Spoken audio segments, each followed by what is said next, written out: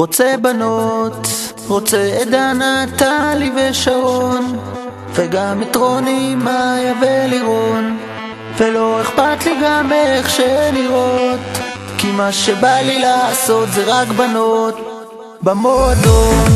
מזמין לוודקה רדבולים לימון, אני רוצה שהיא תבוא אליי לישון, היא מחייכת ואומרת בוא נרקוד,